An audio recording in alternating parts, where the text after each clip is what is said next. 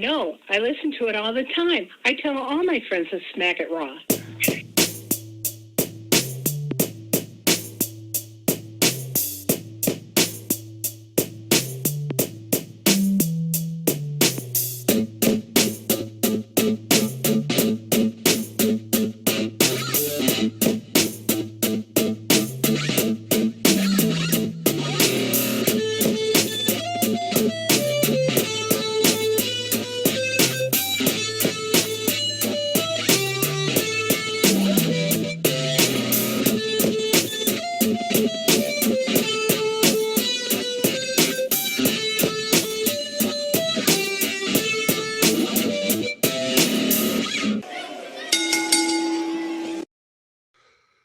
Following podcast contains mature content. The views and opinions expressed by the host are not those of the host. Listener discretion is advised. Ladies and gentlemen, welcome to the Smackin' Raw podcast, episode 183. I am your host, the Warden, Matt Ritter. I am back again with my co-host, Daddy Delgado himself. Vince, what's going on, man? Daddy's home. Daddy is home. Daddy's home. It's Friday night. You know what that means? Smacking it raw. No protection. We're going. No protection. We're going in raw. You know, I like that. I do. I'm glad you. I'm glad you've found your niche. You've contributed now to the intro. This feels good. Yeah, there you go. I actually thought about it like yesterday. I'm like, oh, that's how I'm gonna start my show now. I'm gonna be like, Daddy's home. Perfect. That's perfect. Leaning into it, man. Speaking of Daddy's home, get yourselves a Black Lives Matter shirt. I don't know how that correlates whatsoever, but you can go get that Black Lives Matter shirt that Daddy is wearing. That's how it correlates. Daddy is home in his Black Lives Matter hoodie that you can get from Young Kings Wrestling. There is a pinned tweet at my Twitter at Matt Ritter that'll take you to whatamaneuver.com. Also, you can go to youngkingswrestling.com, I believe. They have links there. Wherever you need to go, get yourself this Black Lives Matter hoodie because this money is put into a fund, and that money is then distributed to the hands of the people that are going to make changes and put that money to good use. And we fully support that. And we fully support Young Kings Wrestling, regardless of what Travis will tell you. Fully support TC and Reek. So please go do that. And since he's not here, we can say TC all we want. I will not say his name because I don't want to. I feel like I'm still in my probation period, and I feel like I'll still be in my probation period for years to come. So I'd rather not push. I honestly, I don't think you'll be in your probation period for years to come. I want to say probably sometime around WrestleMania you'll be out of your probation period. I will say that you're correct, but Travis won't let me know that I'm out of my probation. Oh no, period. He's not telling you. No, he's not telling me when I'm out of it. So I'm just assuming I'm gonna be in my probation period until I die. Right off the bat, in news and rumors. So Bayley separated from her fiance. Yeah. And then the IWC got really fucking weird. So you had part of the IWC in Bayley's DMs trying to hit her up because she's single now. And then you had another part of the IWC shaming the people DMing Bayley as if she even reads those DMs. Leave her alone, stay out of her DMs, let her heal. Like it was just, it's this weird fucking place, man. It's the reason why wrestling fans aren't still accepted by society. They give us a bad name. They really think we're weird. A lot. I know for a fact there's a lot of people out there. They still think that WWE and pro wrestling fans are like those old school like 60s hillbilly like stuff. You know, like I swear they think we're like so back in the day. Like we're so terrible. Like just be cool, man. Just be cool. Just be cool, man. Why do you gotta DM Bayley? She's not gonna hit you up even if she wasn't going through all this. And not just that, if they're DMing Bayley, who fucking cares? Because she's probably not reading them anyway. So let them DM Bayley. Don't go out on a public platform and attack people and shame people for trying to shoot their shot. They're probably gonna miss. They're probably airballing the fuck out of that shot. But at least let them shoot. Hey, I mean, Travis, for a good spell there, was sending Sasha Banks panda gifts through her DM. So, and she never read a single one. We did it for like 2 fucking years. She never read one, and she never blocked them. Also, we found out that Anna Jay is injured. I believe it's a shoulder injury. I think so. Yeah. So that's a bit of a loss for the Dark Order and the AEW's women's division, because she was one of the more prominent figures there in a division that's ramping up, which we will talk about when we get to AEW. Yeah. Rumor is that The Miz is trying to get a role as Johnny Cage in the next Mortal Kombat film, if there is a sequel. I'm all about it. I'm all about it. If there's a sequel, doesn't he feel like he has the look to be Johnny Cage? He does. I feel like he has the look and the attitude. I think I really do think he would make a good, like, I don't know. Like, he has the facial. I don't know if he has the height to be a Johnny Cage. They can put lifts in his boots. Yeah. I guess it's all the way they shoot it. Yeah. Shoot it from an upward angle is what I've learned. Makes everything look bigger. Paul White signed with AEW. Yeah. I kind of was like about it, because it's like another XWB guy signing. I think I'm more or less like just confused and like had more to talk about. Why is there a third AEW show now? Well, on a Monday. Let's be clear. There is a second AEW show, because AEW Dark is like main event. And when we talk about WWE shows, we do not talk about main event. We don't really talk about 205 Live. We could say that there are 5 WWE shows a week, or 6 counting NXT UK.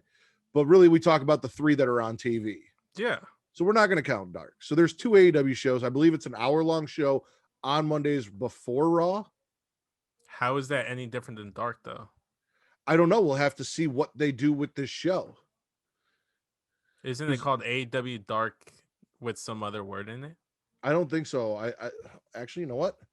Let's look that up right now. I swear it was called like AEW Dark Rising or something like that. And it's like, so it's the AEW Dark to AEW Stark. New AEW show on TNT. No, it's going to be on YouTube. It's not on TNT? No, I heard it's going to be on YouTube. AEW expanded 2 nights a week with new TNT deal. This was as expanding its footprint on TNT. Weekly show alongside its already launched series Dynamite, which airs Wednesdays. Unless they're going to make Dark on TNT for an hour, and then the other AEW show stays on YouTube to like take the place of the OG Dark, if that makes any sense. So latest details on AEW second show. You can tell that we're not AEW guys, because we have no idea what the fuck. Like, I've seen it, but it did not stick in my head. I swear I saw somewhere, like either on a YouTube series that I watched, like a YouTuber or like a Twitter mutual, someone tweeting that it's going to be on YouTube. That's why I was like, why are you bringing in Big Show to be a commentator to be on YouTube? All right, so here's something. AEW made 2 big announcements today. The former Big Show, Paul White, is signed with AEW, and a new Monday AEW show will be premiering soon. The new show, AEW Dark Elevation, so you were right, will be on Mondays on AEW's official YouTube channel. The announcement of the new show has led to many fans wondering if AEW's second TV show on TNT will not be happening. Tweeted. So also, Khan tweeted that there will still be a second show on TNT happening in 2021, and they will have more info on AEW Dynamite about the arrival of Paul White, blah, blah, blah, blah. So there is another show coming to TNT, which I was certain that this was going to be it. But yeah, no, I have no idea why they would have another Dark on Mondays. Unless they're going to promote Dark to being their second show on TNT. In which case they need something on YouTube to replace Dark, which that makes sense. With Big Show, honestly, like Paul White, whatever you want to call him, I'm going to call him Big Show. He's been Big Show for my entire life. I didn't knew him as the Giant. I knew him as Paul White. How could you not know the Giant? Oh, I know the Giants, but I watched and grew up. This man fell off the roof of a building, and then before my time, sold it to come in and dry hump Hulk Hogan with a man wrapped in toilet paper known as the Yeti. Yeah, I'm familiar with the Yeti. So look, nothing against the Giants, his run there, but I know him as Big Show. That's what I'm gonna call him. He's Big Show to me. So Big Show being in an AEW hey, kudos to him, man. You get another paycheck, by all means, go for it. I'm pretty sure now that Shaq is associated with TNT, him being on TNT, we're probably finally going to get that Shaq Big Show match that we always want. We may be able to get a match here. Who always wanted Shaq Big Show? Big Show and Shaq, apparently. Yeah, well, you said we, and I'm like, I never wanted to see Shaq versus Big Show. I don't. I wanted to see it at a certain point, but then I didn't care anymore. No. So yeah, so it's just kind of that. It'll be interesting to see what they do with Big Show there. Yeah, I'm more okay with Big Show showing up in AEW than I was with Sting. Well, we are going to talk about that because I'm curious to see if your tone has changed after this week. But we'll get to that when we get to AEW. We can start with AEW. We can, but I got one more thing. One more news. Okay. Yes. Did you hear about Big E's Kickstarter program that he's launching? Yeah, that he wants to have Black youth learn more Black history. I wouldn't say just Black youth, but yes, he wants to take the Schoolhouse Rock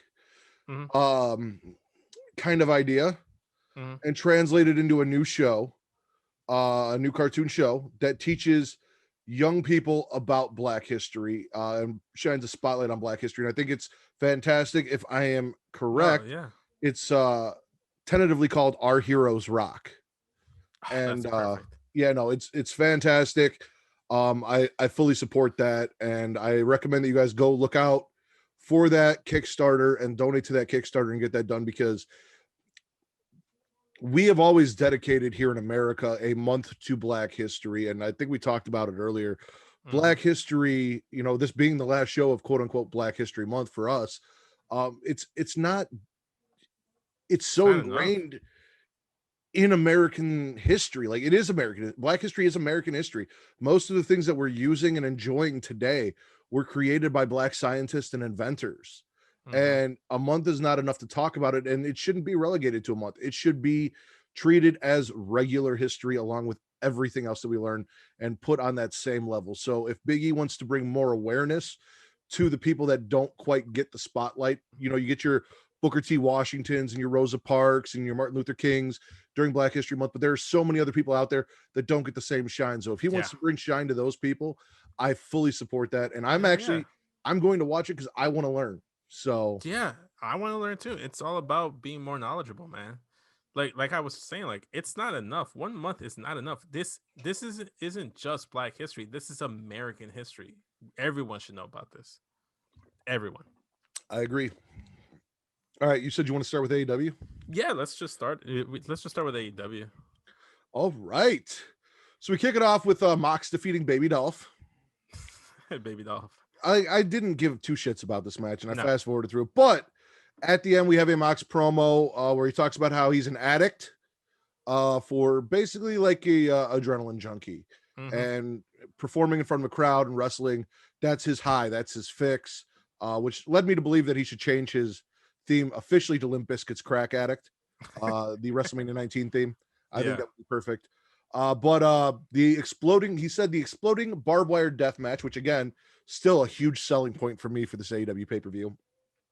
Sounds like a hell of a way to go out. And that is very interesting wording, knowing that his wife is due to have a child in the near future, and he will probably more than likely be taking some time off. Now, you don't want spoilers for the Kenta Moxley match, correct? I don't. Well, also, too, you have to take into account that maybe the fans here haven't had a chance to watch the Kenta Mox match, and they don't want spoilers either. Oh, we don't care about that. This is a fucking recap show.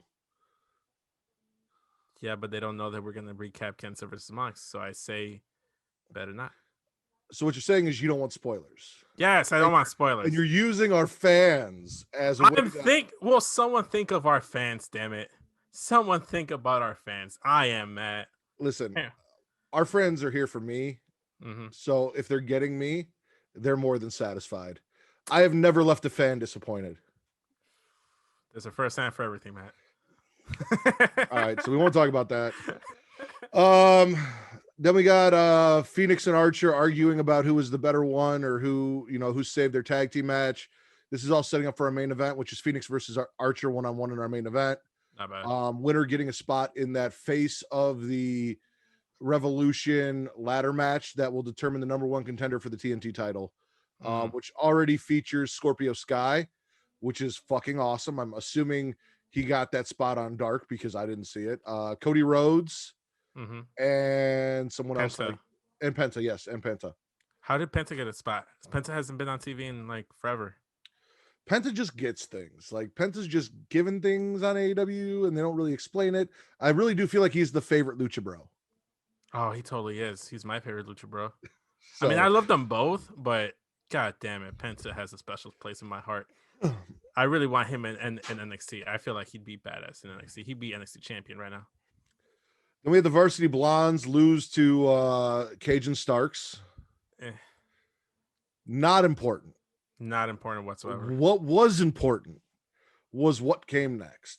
Because I've got to be honest. There were three wrestlers in WCW that when WCW was happening really caught my attention. DDP, obviously Goldberg, because Goldberg was a huge thing at the time, and Sting. Now, I've learned my lesson about Goldberg. A lot more hype than he was talent, but Sting is fantastic. I have always wanted my Sting versus Undertaker match. When he came to WWE, I thought I was going to get it, and it never happened. He had 3 matches before he retired due to the injury with Seth Rollins.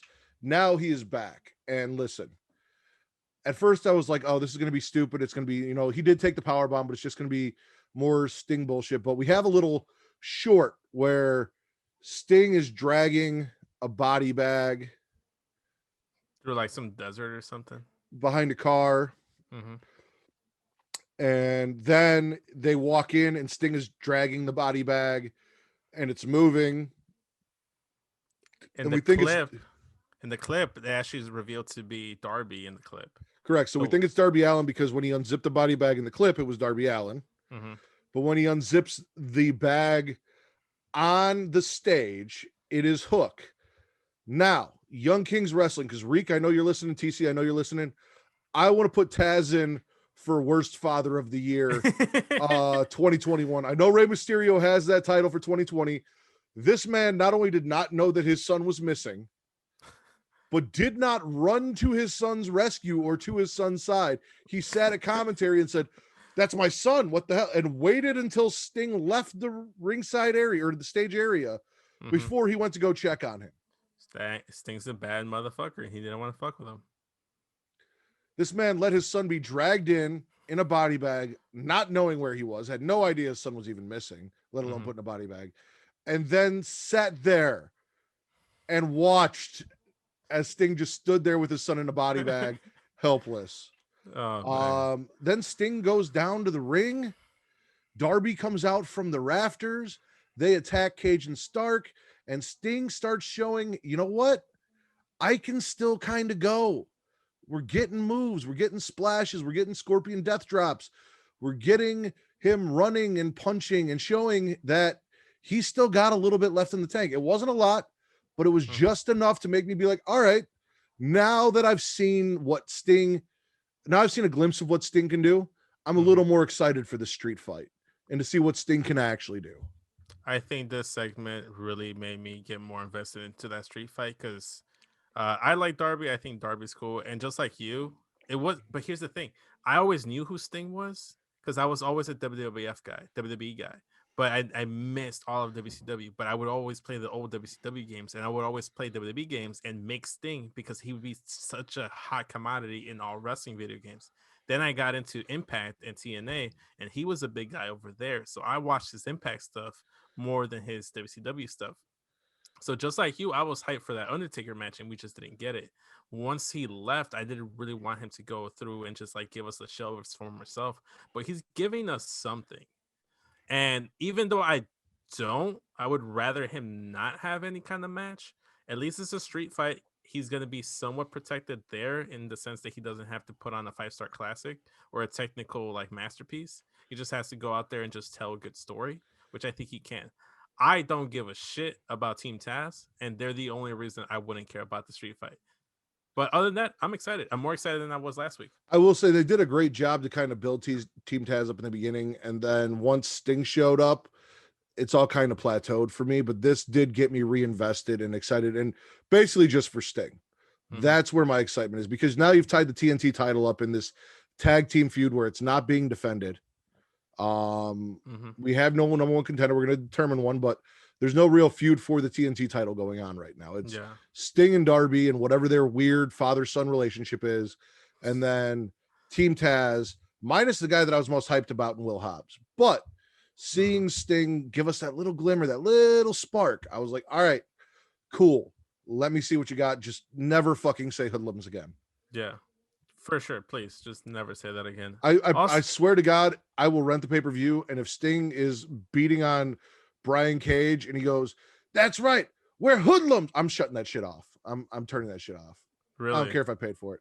If Sting shouts anything about being hoodlums, I'm not watching that shit. Oh man, see, you jinx yourself. It's gonna happen now. You totally fucked yourself over. You totally fucked yourself over. But we'll see. They won't care. They have my $50. Yeah. Then we got a Miro interview. It's Miro, Penelope, and Kip. Tony Schiavone's interviewing them.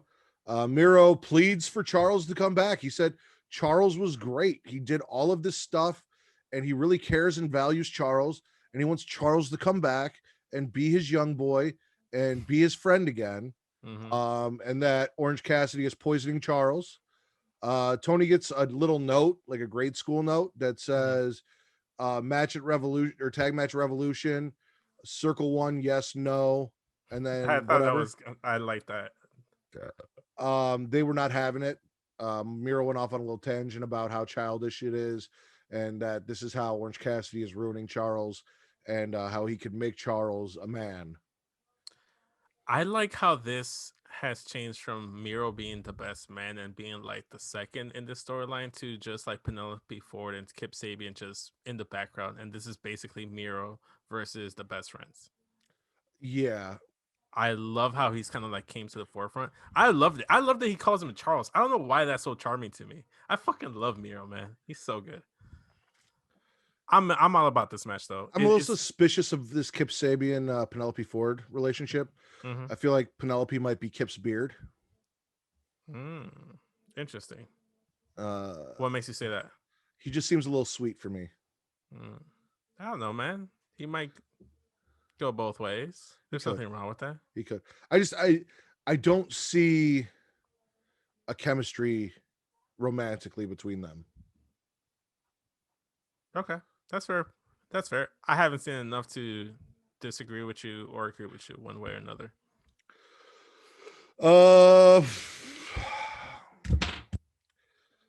So Cutler, the Cutler, the Brandon Cutler, not the Jay Cutler, not the Steve Cutler, the third useless Cutler, comes out dressed as a dragon, loses Jake Hager again. Fast forwarded through the match.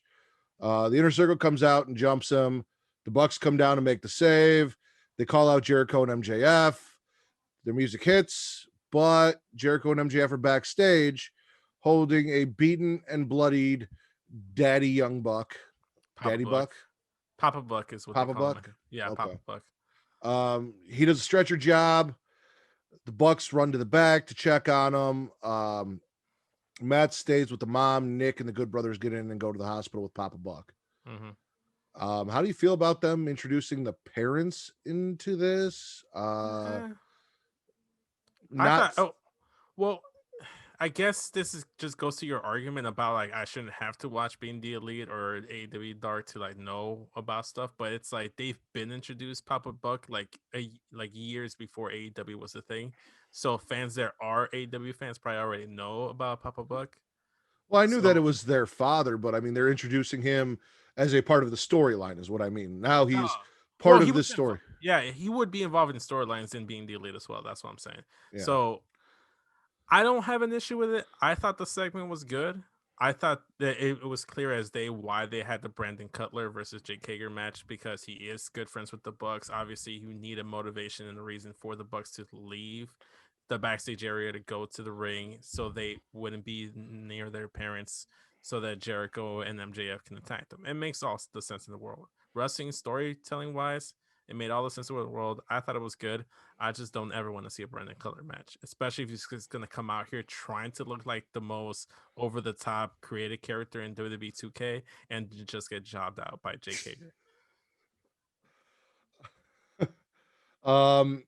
Isaiah Cassidy loses to Adam Page with the best finisher in wrestling history. I don't know about that. The best finisher in wrestling history. In 1998 and 99, it was known as the reverse tombstone. It was done by a highly touted prospect in a company called HKW in the south suburbs of Chicago on a trampoline. Some of you may know him now as the Warden, Matt Ritter. Back then, he went by Havoc. And then it was brought to the mainstream by the best superstar in AEW, Hangman Adam Page. And I was hurt when he transitioned to the Buckshot Lariat and got rid of it. I was hurt when he switched it from the Last Rites to the Deadeye, because I thought the Last Rites was a great name. And I'm like, why didn't I think of that? Why was my dumbass calling it the reverse tombstone? Or the backwards tombstone? Last Rites is fantastic. But then he got rid of it and he stopped doing it and he kept doing the Buckshot Lariat. And I'm like, this was why I fell in love with you. This is the whole reason I was an Adam Page guy, was this move. And he hit it. And I felt completed. You felt completion. I did. I felt completion. Nice. We got the Hybrid 2 out there with Hardy. The Dark Order comes down to support Adam Page. Tiny Hands and the other guy. John Silver and the other guy. Are you there, Vince? Did you freeze? Fuck, you froze. I wonder if you froze on my end or if I froze on your end. It doesn't say my internet connection is unstable. I'm going to keep going and see if Vince comes back. Yes, we got Tiny Hands. Hardy plans to hurt the Dark Order. He's on screen, or you hear his voice. I plan to hurt you, and I plan to hurt the Dark Order, and he's back. All right. Sweet. No, I was just kind of babbling on until you got back. So basically, we hear Matt Hardy's voice post match where he says he's going to hurt everyone that Adam Page cares about and hurt Adam Page, including the Dark Order. And then random Dark Order member number 5 is what I'm going to call him. Gets tossed off the stage through a table. Yeah, I don't know who that was. It was Alan Angels, but I prefer, seeing as they like to refer to them by numbers, pretend like they're not important people, and they are the numbers, except for John Silver and his tiny hands. I love John Silver. Then we had Omega and Callis building a chamber of Moxley's destruction. I didn't like this by them because it just kind of seemed very hokey to me. Like, yeah. And here's the it's just because I've seen this side of Kenny Omega in the being the Elite, where he'd be like crazy, like serial killer guy, and it's just like, dude, it's just very cheesy. It's fine for being the Elite, but don't bring that to TV. How am I gonna take you seriously? I just don't like it. I didn't like it. I agree. I wasn't a fan of this. Also, if it's an exploding barbed wire death match, what is the chamber part of it? Right. My understanding is that the barbed wire replaces the ropes, and then there are explosive charges that go off when you hit the barbed wire. Is he gonna try to put him in the chamber, kind of like his bottomless pit into the Silence of the Lambs or something? Is that how they write off Moxley? Put the lotion in the basket, Moxley. Yeah, puts the lotion on the skin, or else he gets the whole skin. That's the line, right? That is correct. Oh, okay, I thought I butchered it halfway through. I'm like, fuck. But no, I got it. But I don't know, man. I didn't like it. The match is gonna be dope, though. I tried to think of something that went with it. Rubs the lotion on its cock, but I got nothing to rhyme with that. So no. If it was oh wow, cock, rock, no, flock. God damn it, Scarlett and sock. Scarlett's husband, Karrion Kross. Yes, Karrion Kross. Was Karrion Kross, he could say something along the lines of, it rubs the lotion on the cock. and then TikTok, because that's his thing. The clock, TikTok. Yeah, no, that was bad. I tell Travis to edit this out, but he's not going to listen this far into it. So no. I apologize, guys. That was terrible. We're gonna move on. Brit loses to Nyla. Yeah, a lot of people were upset that Britt Baker didn't advance in this tournament. She's a chicken shit heel. She's not supposed to advance. She's gonna get a title shot regardless. She's gonna get there. Is this what you meant? Sorry, RN. Like, sorry that you lost. Yes. How did you not get that? Because I forgot that Britt Baker had a match. RN is Britt Baker. So yes, I know, RN, but you lost. I didn't know she had a match. Once I saw the match, I'm like, oh, this is what the fuck he was talking about. I was gonna say when Kyle and Katie get my jokes, and you're just like, what are you talking about? I haven't watched Dynamite yet. What could that be? I feel so low. I'm like, come on, man. You're my co-host. You're supposed to know them. You know what? I know. That's on me. But in my defense, I didn't knew Britt Baker was on the card. I could see Britt winning the tournament because you have a babyface champion, so a heel cheating to win. But you've got a heel in Nyla Rose versus a heel in Britt Baker. Nyla Rose is the more dominant, powerful heel. Yeah, it doesn't surprise me. I will say they put on a hell of a match, and Britt Baker is improving week to week to getting to where I thought she was going to be when the show started. Yeah, so. She's at where I thought she was gonna be when the show started as well. She's improving, man. She's probably the best person they got in that women's division character wise. Yeah. Their women's division is really coming along. They're putting on a lot better matches. I'd like to see more than just one match a night, but baby steps. And then our main event, Lance Archer defeats Rey Fénix with the blackout. Not a fan of this, huh?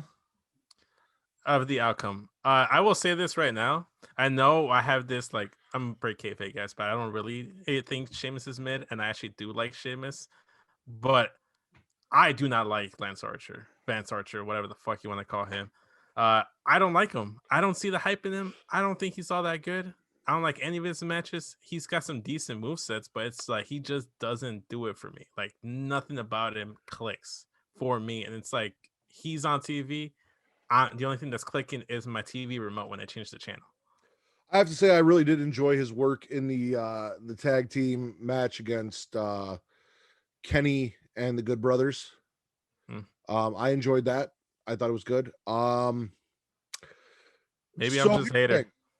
It makes sense because you're not going to put Phoenix and Pentagon both in that ladder match. If you've got one in, they've settled their score. They're back to being brothers, part of the same faction. You're not putting both members of that tag team as singles wrestlers in. I guess why not?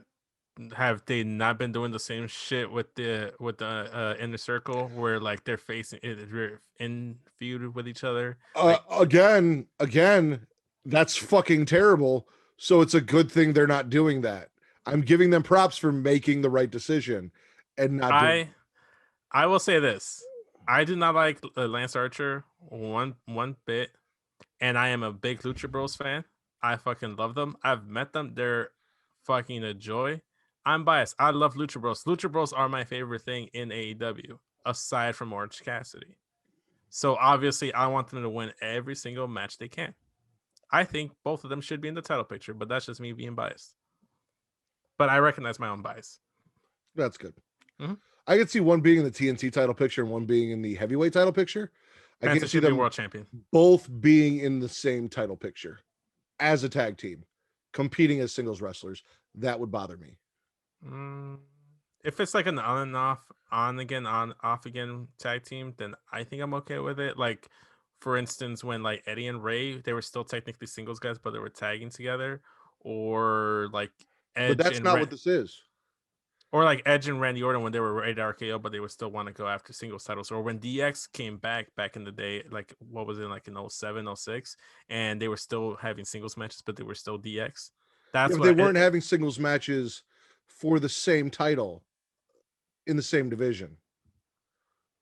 But that's my point, is that they weren't. All those examples, they were. Well, except for Eddie and Ray, because Ray was going after the Cruiserweight title and Eddie was going after the WWE title and stuff. Also, Eddie and Ray were not an off-again tag team that were singles wrestlers. These guys are tag team wrestlers that are wrestling in singles matches. Well, that's the way AEW has presented them, but which is the only thing that matters because that is a company they work for. They're singles guys that team together because they're brothers. That is not the way the company that they are working for. I know, I understand, but me seeing their work outside of the company, knowing what they actually are, I'm okay with it. And I think that's the difference here. It's because you're only seeing what being presented to you by the company, and by the company in your eyes, they're only tag guys. Is that what we're getting at? Am I getting the gist of what you're putting down?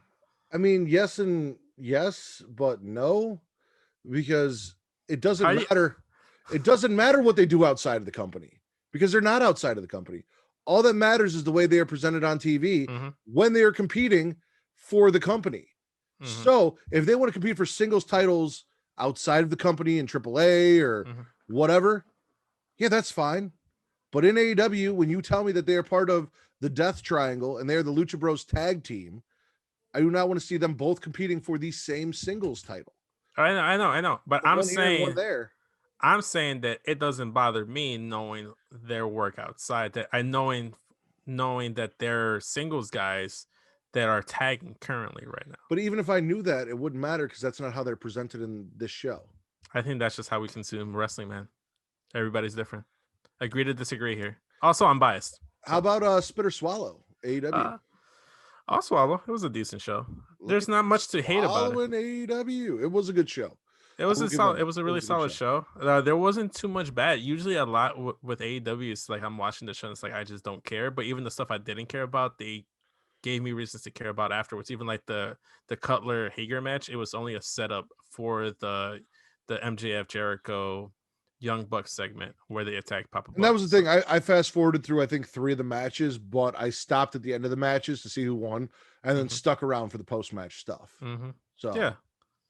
I don't understand Griff Garrison. I don't give 2 shits about Griff Garrison. I don't get the hype between him or I get Brian Pillman Jr. because it's Brian Pillman Jr. It's the son of Brian Pillman. Like that is enough for me to be interested in him. There's nothing that interests me about Griff Garrison. Yeah. If it was Brian Pillman by himself, maybe I care a little bit more. Yeah. Where you want to go next? But wait, are you spitting or swallowing? Swallowing. Oh, okay. I didn't hear that. Let's go SmackDown.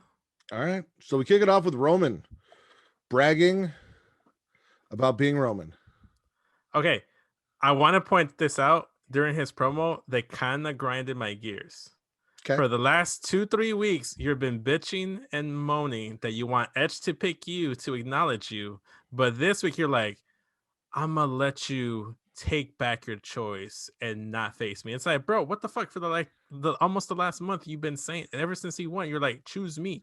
I'm the only choice. Now that he's chosen you, you're like, you can go ahead and choose someone else. You don't know why? Why? It's fairly obvious to me. Why? Leading up to this, Roman was confident that he was going to destroy Edge. When Edge showed up and hit him with that spear, that shook Roman's confidence that he was going to walk out as champion. Now that he has felt Edge hit him with that spear and felt what Edge can do, because he has never wrestled Edge before. He only had a preconceived notion of I'm Roman Reigns and I'm this, and this is some old guy who got lucky. Now he got bit by the dog. Now it's like, fuck, okay, that hurt. Maybe I made a bad decision here. So I'm going to be the heel and give you the choice to back out and go somewhere else. Because now I'm not so confident that I'm going to walk out as champion. Yeah, but he's not saying that. He's just telling you that with his actions. He's never going to say that. Exactly. Okay. You know what? Okay. Yeah. Now that you mentioned that, okay, now it doesn't bug me as much. I can tell that to myself. I'm like, this is why he's doing it. Okay. Then Daniel Bryan comes down and basically says, listen, you could have given me till the end of the night, Mr. Main Event, but you did it right away. Maybe you would have given me too much time. You didn't want to give me too much time because you're not confident that you can beat me. I'm pretty sure I can beat you. So let's have a match at Fastlane. see who wins. Jay sticks his nose where it doesn't belong, and who do you think you are, disrespecting the tribal chief, blah, blah, blah. They get a match. And the match is, if Daniel Bryan beats Jey Uso, there will be a title match at Fastlane between Daniel Bryan and Roman Reigns. Yeah. Apparently, there was a plan for Edge and Daniel Bryan to face Roman and Jey. Yeah. Edge went to Adam Pearce and Sonya Deville to ask what is going on with that tag match, because they made this match. And they're like, well, honestly, a Universal title match is a little higher on the priority. And Edge looked a little hurt. Yeah. Which, I mean, could they switch and send Edge over to go face Drew or The Miz? I guess it's The Miz. No, it's too late. I feel like once you've said it, I feel like there's no takebacks. But Roman gave him the out and said, listen, I'll let you back. Roman doesn't make the rules. Roman does make the rules. Roman has made it very clear that he makes the rules on SmackDown. Okay, fair point. But I think in general, though, he doesn't make the rules. I think the rule is once you claim a champion, there's no takebacks, you know? Roman said, listen, I'm going to give you the chance to back out. And then they kind of gave Edge the shaft in this match that he wanted. He looked a little dejected. He could be like, you know what? Fuck this. You know what would be even better? If he's like, fuck this, I'm going to go to NXT. Fuck the main roster. Oh, that'd be some. Don't please don't give me hope. Then we had Gable and Otis defeat the Mysterios. Ugh. Yeah, that happened. Apollo. I will say I love Chad Gable as a heel. Okay.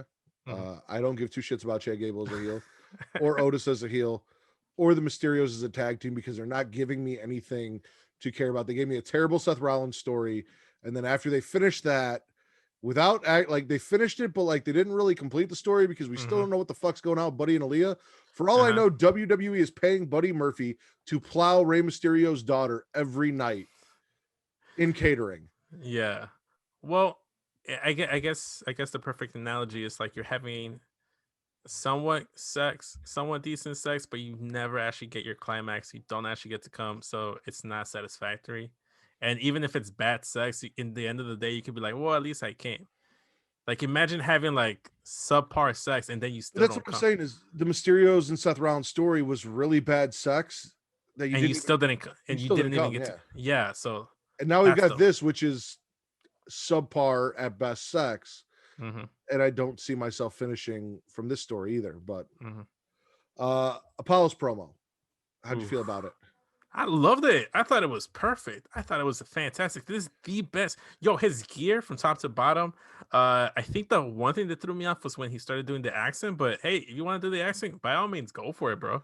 The accent was a little off-putting. And that's not from like it's just when you did an entire promo in your normal voice, the accent or whatever that we're used to hearing you in, and then you change it for the end. It was a little weird.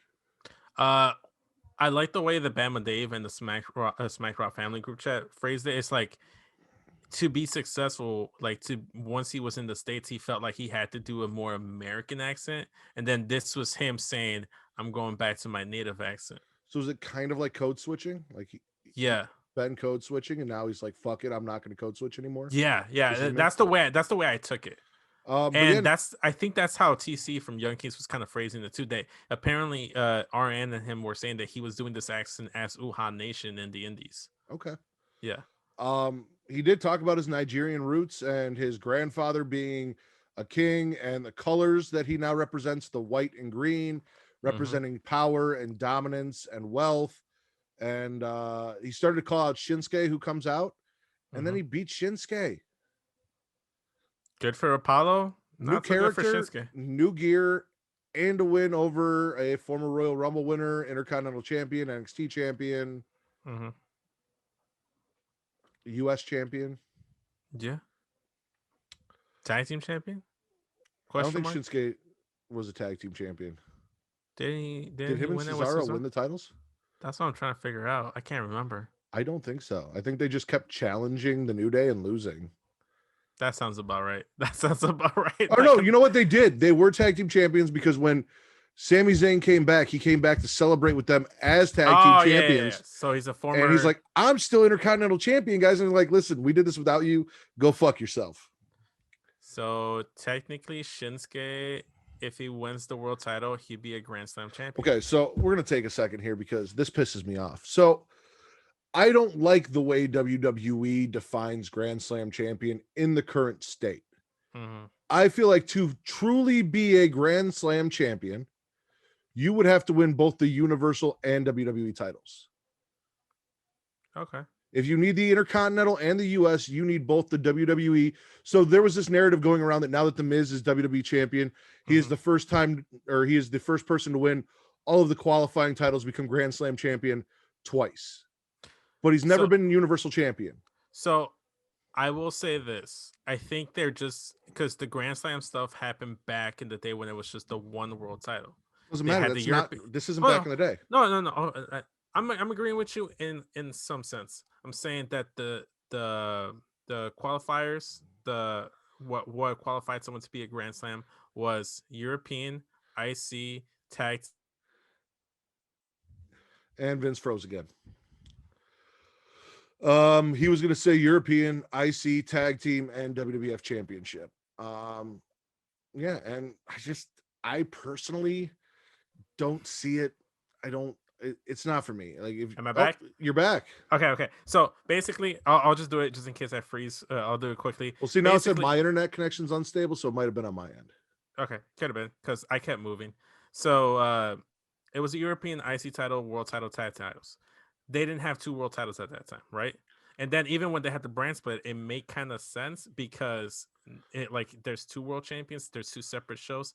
Still, I do feel like they need to update it. I'll agree with you that they do need to update the terms and the requirements to be a Grand Slam champion. But based on the current requirements, you have to win a world title, both the mid-card titles, which at this point would be the IC and US, and the tag title. Which doesn't make sense because if you're only qualifying one world title, you should only qualify one mid-card title. I think the reason why is that they like to have people believe that both world titles are the same thing.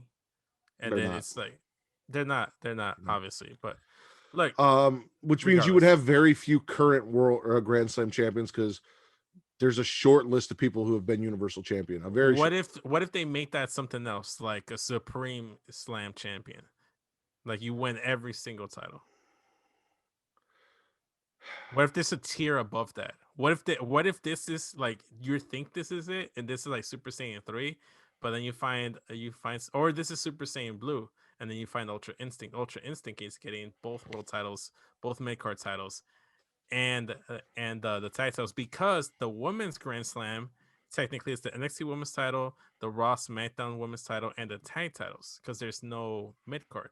So they're technically, again, you have to win both the Raw and SmackDown or women's titles, which are equivalent to the Universal and WWE championships, and that is just a Grand Slam champion.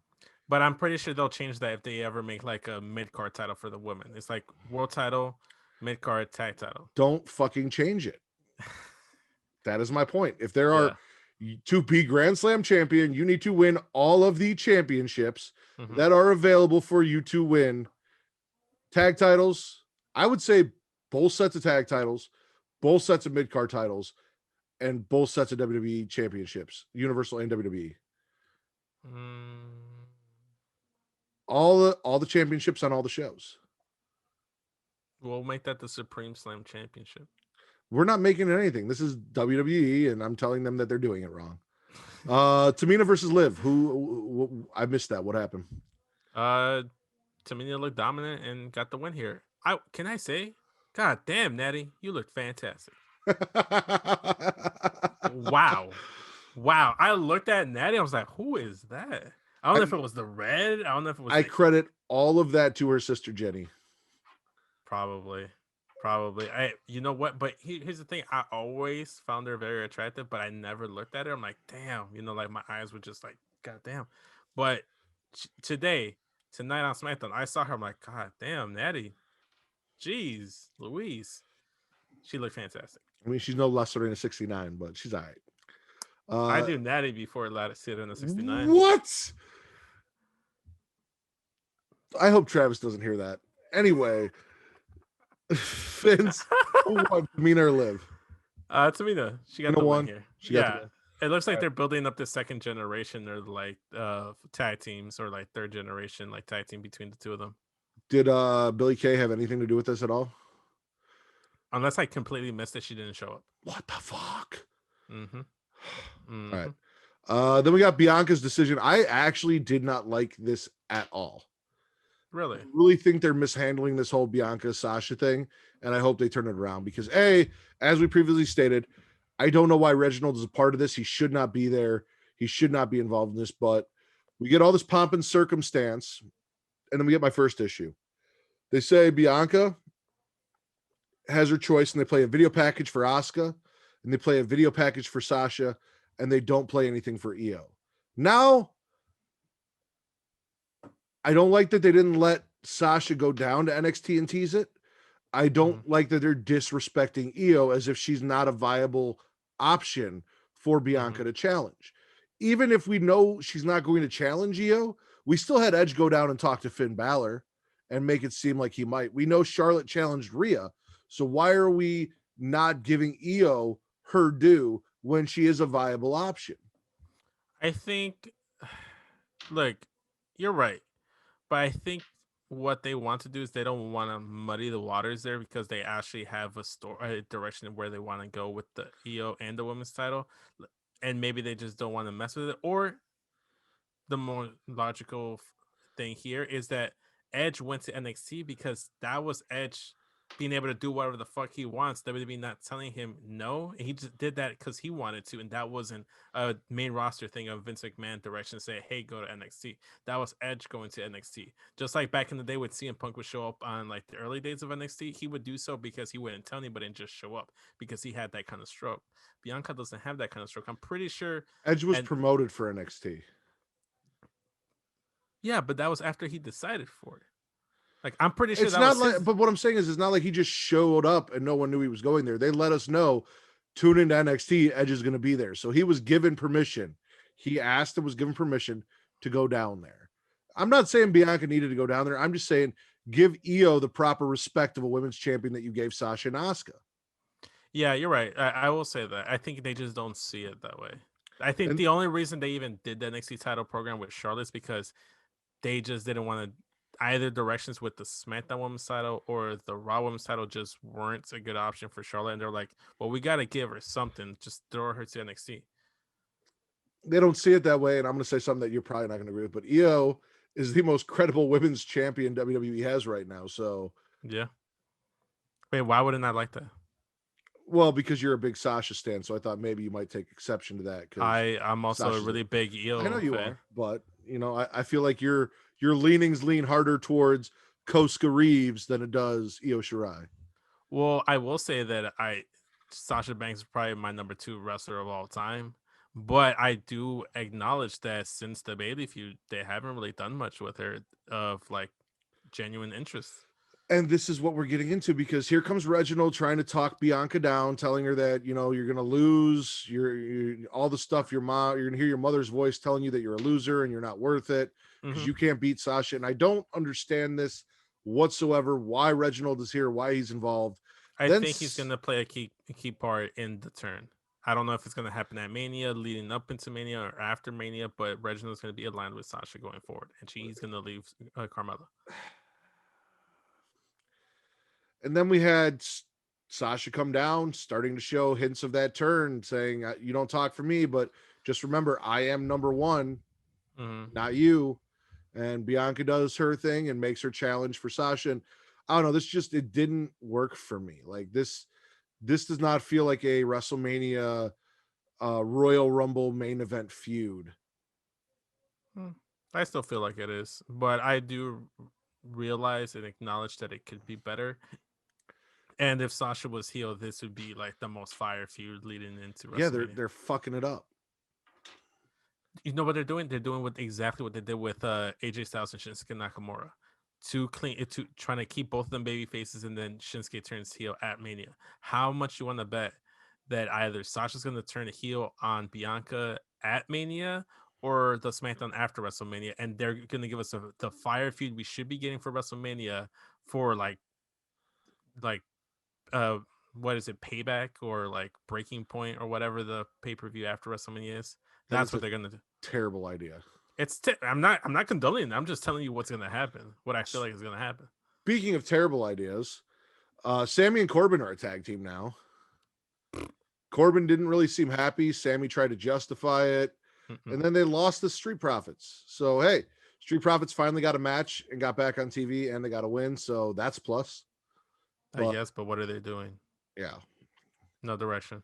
Well, there is a direction. They had their pre-show stuff with Sonya where they were asking for their title rematch, and Sonya said, "You shouldn't be here. This is inappropriate. I have office hours." They've gone and asked Sonya repeatedly. Now they finally got put back in ring. So we'll see where they go with it. Because when was the last time we saw the tag team champions, Dolph Ziggler and Bobby Roode? I think it was like two. I think it was last week when they were in commentary when Otis and Chad Gable turned heel on the Mysterios. Again, I didn't watch that match, so that would be why. Seth wants a relationship with Cesaro, and Cesaro wants to swing, baby. Bro, Cesaro in jeans and no shirt. Hey, you know what? If I swung both ways, I'd take a swing at Cesaro. I am going to call him the, instead of the Swiss Cyborg, he is now the Swiss Swinger Cesaro. Swiss Swinger Cesaro. Yeah, I can see that. I like the idea of playing up on the idea of him being a swinger as well as him doing the big swing. Maybe that's part of the foreplay. But no, that's basically what we got. Was Seth was like, we could have been so good together, but you said no. But I'm going to give you another chance. We can come together and we can make something special. If you had given me the chance, you would have been WWE champ, or you would have a WWE title shot right now. Would have won the Elimination Chamber. I can be so good for you. And Cesaro doesn't want to be pinned down to one any man. Like he's not having that. Why would he? He's been monogamous for far too long with Sheamus and then Shinsuke. He wants to play the field. He wants to tackle as many men as he can. He's not trying to be held down by Seth Rollins. Before that, Tyson Kidd and Natalya. Yes, and before, well, that's more of a polyamorous relationship because you got both of them in there. No, but Natalya was. If you watch Total Divas, Natalya was not part of that relationship. She was kicked to the corner. I would say we would characterize Cesaro as monogamous to TJ, and TJ is polyamorous between Natalya and Cesaro. Fair, yeah. So TJ wasn't faithful. Yeah, I guess not. Main event, double count out, Daniel Bryan and Jey Uso. Roman comes down, attacks Daniel Bryan post-match. Daniel almost gets him in the S-lock, then catches a kick from Jey Uso. Because of the double count out, that means we're going to get the tag team match, Roman and Jey versus Daniel and Edge at Fastlane. I was kind of hoping that we get a good match between Daniel Bryan and Roman because that was my WrestleMania Universal title match before Edge returning and winning the Rumble kind of like ruined that theory for me. But I also figured that maybe the reason why they're scrapping this tag match is because they're going to do Jey Uso with a returning Jimmy Uso taking on Edge and Christian while Roman is tackling on Daniel Bryan, and we would have gotten two really good matches that I want to see at Fastlane and make me get more invested for this pay-per-view that means nothing leading to WrestleMania. That's not happening. I hope I can still get it. Well, I thought they said we were going to get the tag match now because he lost. It was if he didn't win, we were getting the tag match. If he didn't win, I think they might play it up next week. It was like, oh well, technically. Well, even Paul Heyman went and sat and talked to Roman before the match, and he was like, "Hey," and Roman's like, "So what's going on?" And Paul's like, "Well, if Daniel Bryan wins, he gets a WWE title match against you. If he loses, they get the tag match." And Roman's like, "Okay." And then he goes, "If he wins," and made that point of if Daniel Bryan wins, which is why we ended up with a double count out and then the beatdown from Roman. So as far as I know, as far as what they've given us, we are getting Daniel Bryan and Edge versus Roman and Jey. Now, what I did find a little suspicious is that during this beatdown, Edge did not come down to save his future tag team partner, Daniel Bryan, from the assault by Roman Reigns and Jey Uso. Yeah, there was some tension between them when Daniel Bryan was being interviewed, saying that, like, no offense to Edge, but he's not nowhere near where he should be. He can't beat a Roman Reigns tonight. He can, and Edge took offense to that. Edge also said, if you and I were to fight, who would win? And Daniel said, I'm not going to answer that question. I'm going to keep that to myself, and just walked away a little smug about it. So, maybe Edge is petty. I would not be surprised. He did fuck Matt Hardy's girlfriend. And then made him out to be the bad guy. SmackDown, spit or swallow? Yeah, I'll swallow. I'm gargling undecidedly. I didn't hate it, but I did. The only thing I really loved was Apollo and Cesaro. So there was enough for me to swallow. Okay. Where you want to go, NXT or Raw? Let's go Raw and close off with NXT. All right. So here's the thing. I'm not mad about Miz. Did we talk about Miz being WWE champion last week? Or no. When was the pay-per-view? Wait. It was last week. No, wait, no. I think it was this past Sunday, no? Yeah, because he returned as WWE champion. Yes, because this was him celebrating.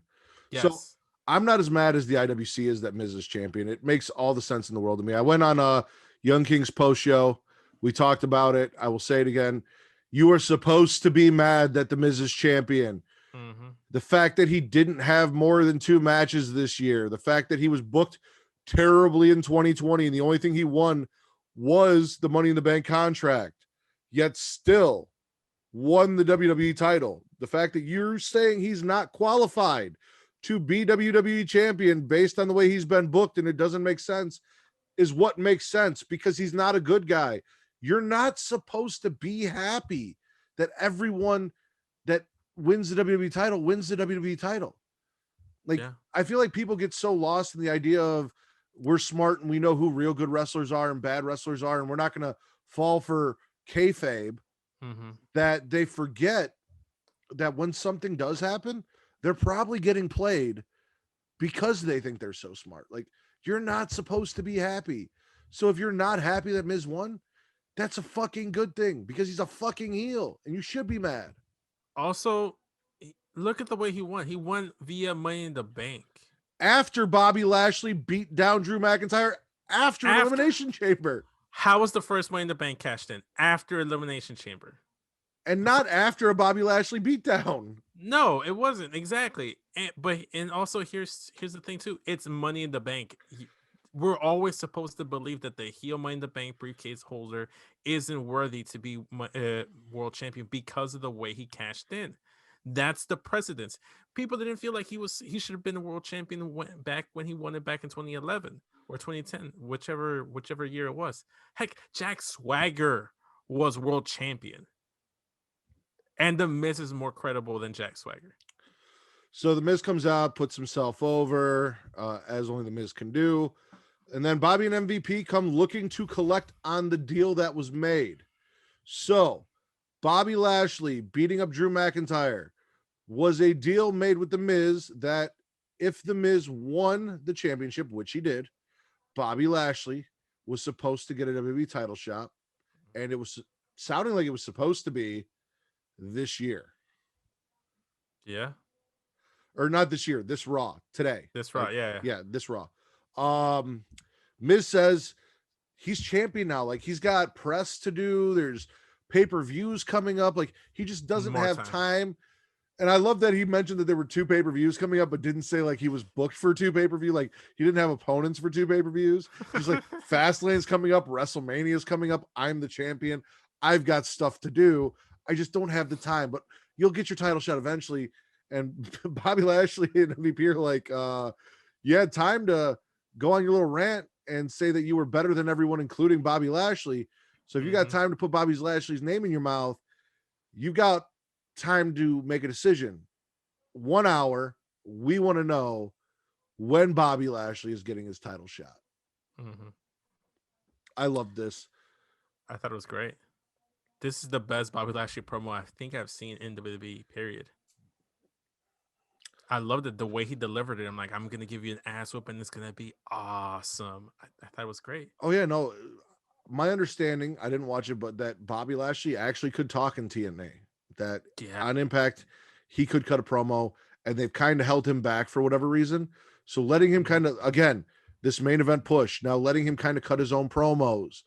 I feel like they're really going to maybe give him the ball and let him run with it here soon. And I'm all fucking for that. I actually really want to see it. So please let him cut promos. Let him be a dominant badass heel and put the fucking belt on him. Yeah. Riddle defeated Morrison. No one cares.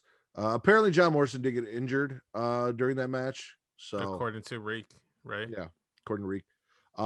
Rhea Ripley coming to Raw soon. Bama was under the impression that she was going to be thrust into that Raw Women's title picture at Mania, and it's in my head, the way that they were presenting the vignettes was like, she's coming soon. She's going to debut on the Raw after WrestleMania. That's when she starts booking. It's a clean slate, brand new season, technically in WWE's eyes.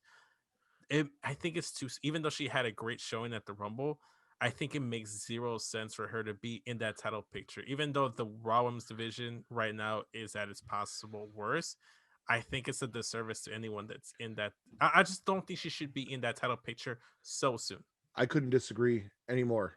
The only person outside of her that is even remotely ready to challenge Asuka at WrestleMania for the Raw Women's title in that division is Rhea Ripley or Charlotte.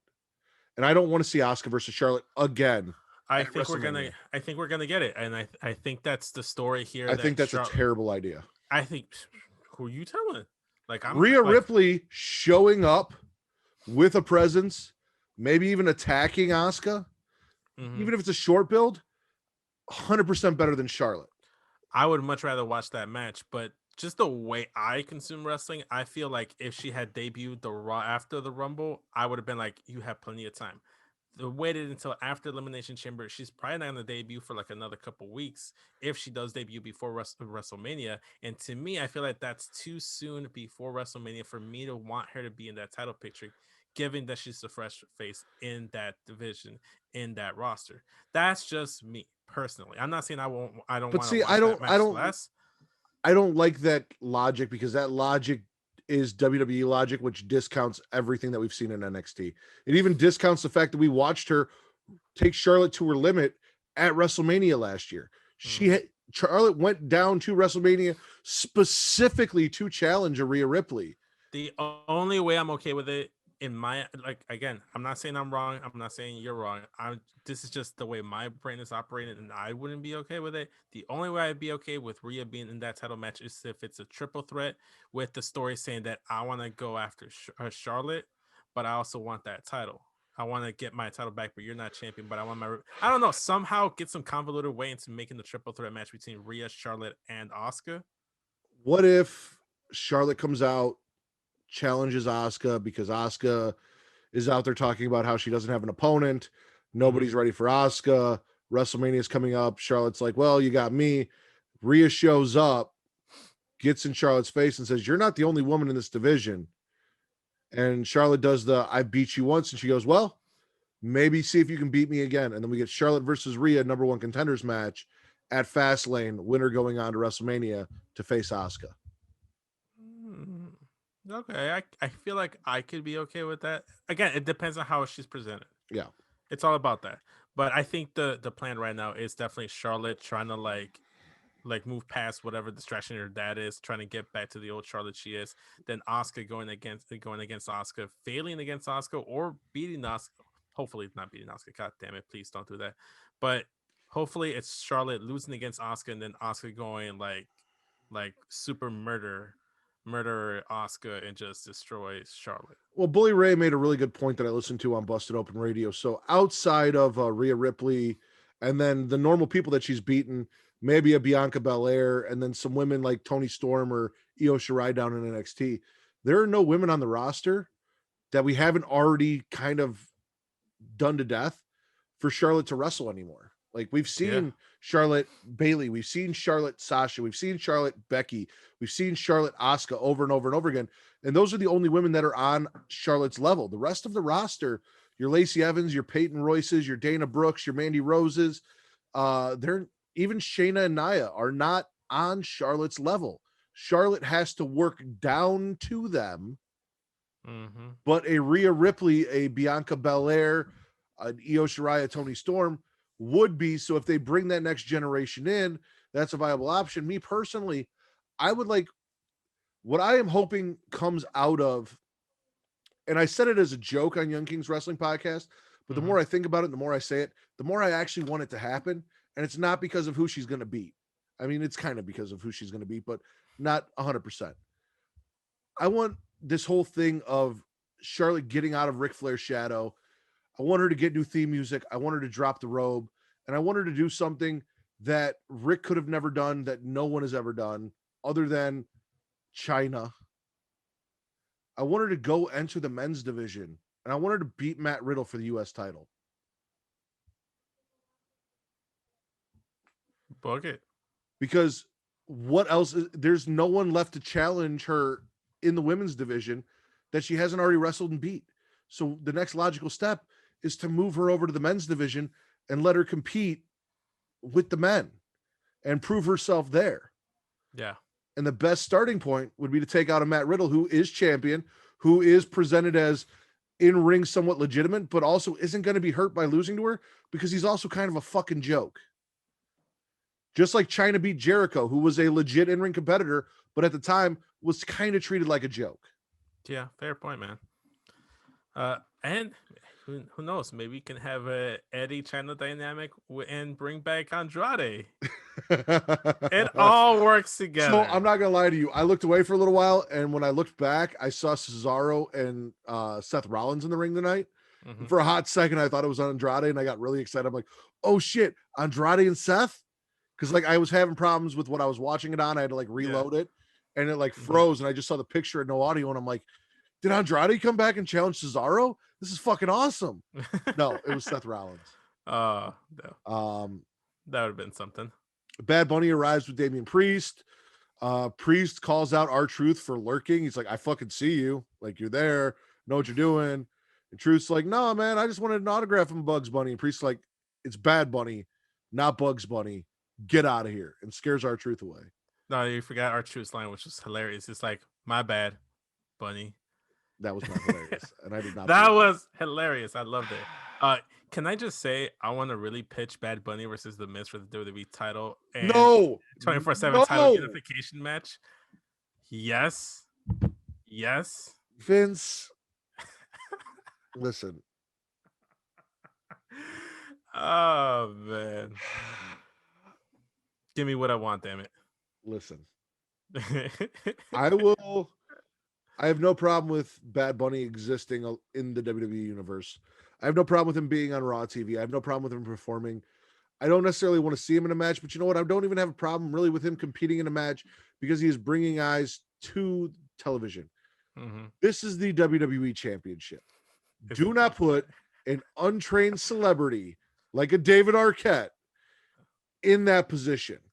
No, I know, Matt. I'm just joking because they had no. You said this man can do no wrong. So if Bad Bunny walks out of WrestleMania as WWE champion, you're going to be perfectly fine with it. I will watch the whole Twitter world burn as I laugh. You will watch me burn Twitter to the ground. I'm okay with that. We got Miz trying to weasel out of his match with Bobby Lashley, but Adam's not having it. He's like, "No, man, you got an hour. Figure it out. You did this. You made this. Figure it out."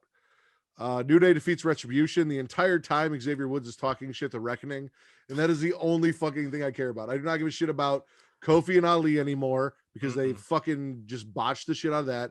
Yeah. I don't care about Ali being pissed at all of Retribution for losing repeatedly. All I care about is Xavier Woods talking shit to Reckoning, calling Reckoning out. I want Xavier versus Reckoning. Yeah, put it out. Shit, give it to us on Fastlane or the Kickoff Show or WrestleMania. Something, give it to me. Yeah, put on main event. I don't give a fuck. I just want to see it. We got Miz wanting more time. He wants like a week. Braun comes down, and then everything goes off the rails.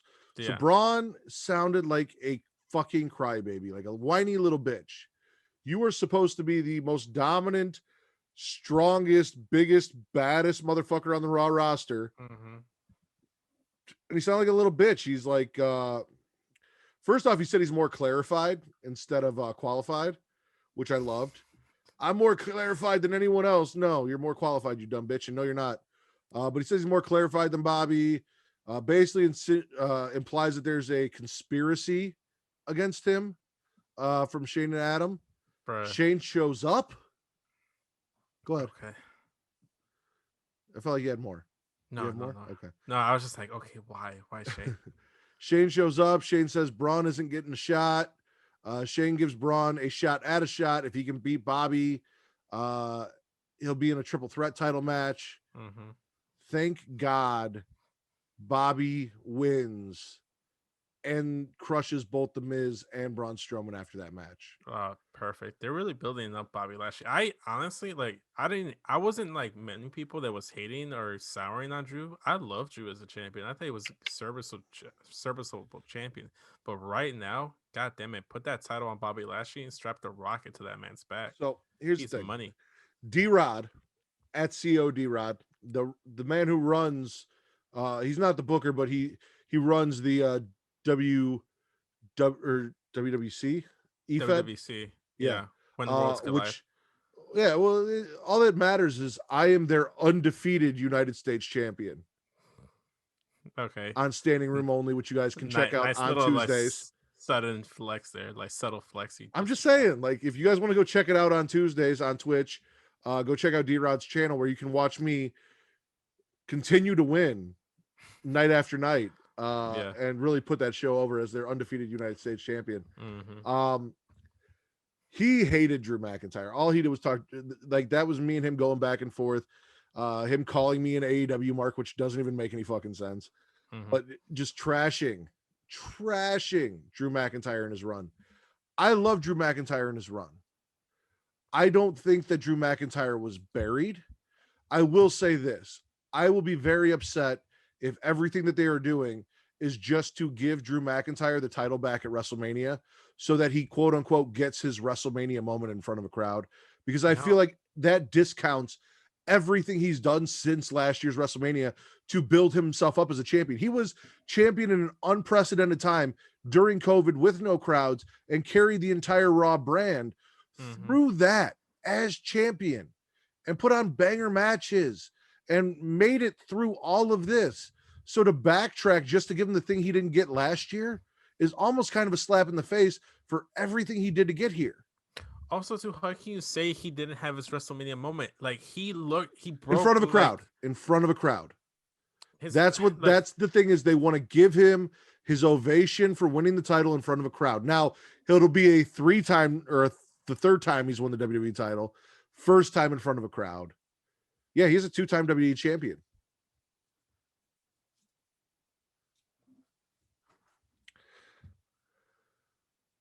I don't remember him losing the title the first time. Oh, you don't? No, I don't. Maybe think hard on that. Did Bad Bunny beat him? Yes. I'm gonna assume you're right. You're gonna assume I'm right. Yes, I'm gonna assume you're right. Well, how about this, Vince?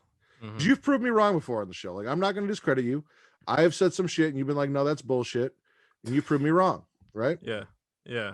So what we're going to do is we are going to Google and Wikipedia Drew McIntyre. Yes. Because I know I'm right. You could be. I'm not saying you're wrong. I'm just saying I don't remember. Oh, yeah, he is a 2-time WWE champion. But who did he beat the second time?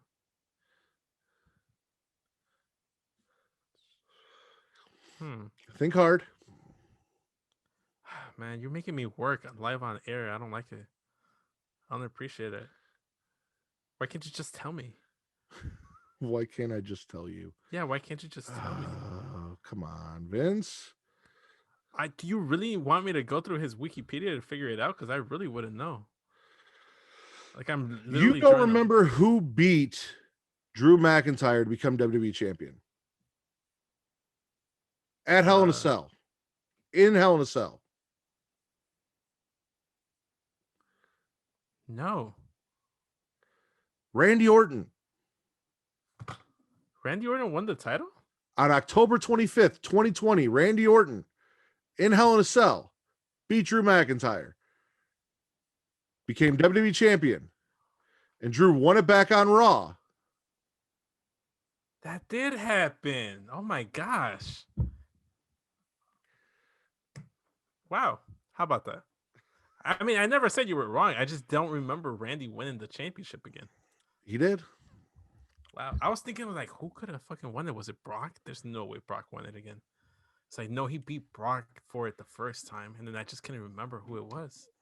We've spent a lot of time on this, but we did. That's why you should have just told me. Her Business defeated Lucha House Party in Tornado Tag Team match that nobody cared about. I care. Why? Because it's Lucha House Party and I love them. Why? Because they're Mexican and they're luchadors. That's literally the only reason, isn't it? Well, half of the reason, because only Metalik is Mexican. Lindsay Dorado's Puerto Rican, but I love them. I was going to say, so you only love Mexicans? You don't love Puerto Ricans? No, I love Puerto Ricans too. I've dated my fair share of Puerto Ricans myself, but Mexicans are my preference. But no, well, clearly Mexicans are not your preference. As you've said, your porn preference does not include people of Hispanic descent. You like your porn to branch outside of your roots. That's not necessarily what I date. Okay. So you fantasize about everything outside the rainbow, but you tend to date. I've dated outside the rainbow, but I just know my preference. Okay. You know, sometimes I just want to switch it up. You know, I'm not always dating like different ethnicities, so like why not switch it up? Nobody cares that Lucha House Party lost. I care. Damian Priest defeated Angel Garza. And then fended off a 24/7 assault with Bad Bunny, just completely disrespecting poor Drew Gulak, who has fallen so far. Forget Drew Gulak. How dare they disrespect Humberto Carrillo? Who? Humberto Carrillo? Who's that? Fuck off, man. Fuck off. How do you not know who Humberto Carrillo is? He was challenging. He was going up against like Andrade for the US title. Who? Humberto Carrillo? He was challenging who? Andrade. Who's that?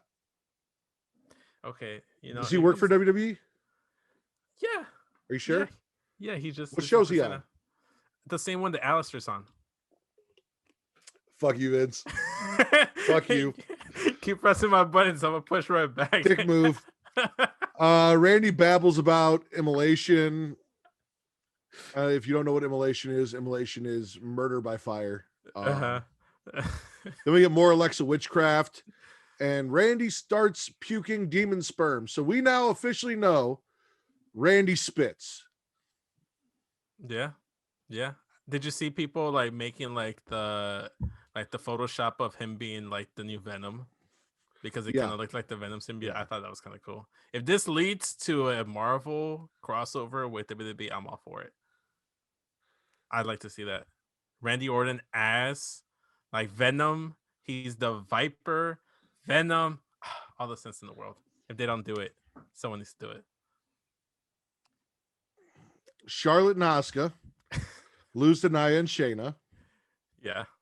You just killed the whole like awesome witchcraft thing and all that with fucking make Randy Orton the next Venom. Like, get the fuck out of here. Yeah, why the fuck not, man? Because Randy Orton can't act. Have you watched any of the movies he's been in? There is a reason he has not been in more movies. He doesn't have to act. He ruined the Condemned 2. I never watched the Condemned 2. There's a reason. It was trash. Charlotte and Asuka lose to Nia and Shayna.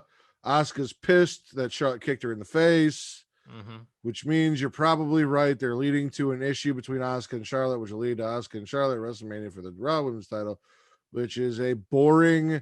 Like, don't get me wrong, it'll probably be a banger match because they put on banger matches, but it's fucking WrestleMania. I don't want to see something that I've seen before at WrestleMania. And what's the point in doing this again if Asuka's gonna win? Unless it leads to a heel turn for Asuka.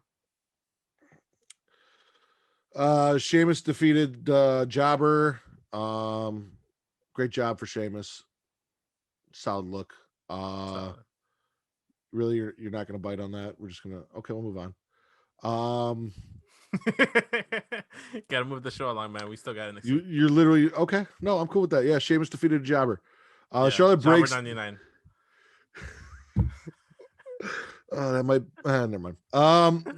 Charlotte breaks down Ric Flair. And this is the whole crux of the Nia match and them losing. Yeah. Charlotte was not focused, and she tells Rick, I can't focus with you here. Please go home. I've done so much to build this brand and the Flair name and our legacy, and you being here is distracting and you're ruining it. Go home. And there was so much real passion and emotion. And Rick's like, well, I'm just trying to do the same thing. And she goes, your time is done, old man. Like, seriously, this is not your place anymore. This is not your brand anymore. I'm carrying the torch. Let me carry the torch. Because Rick admitted that Lacey was not the father of Lacey's child, which should make everyone fucking happy now. They said it. They're not, he didn't fuck Lacey. Everyone's cool now, right? Okay. Fuckers.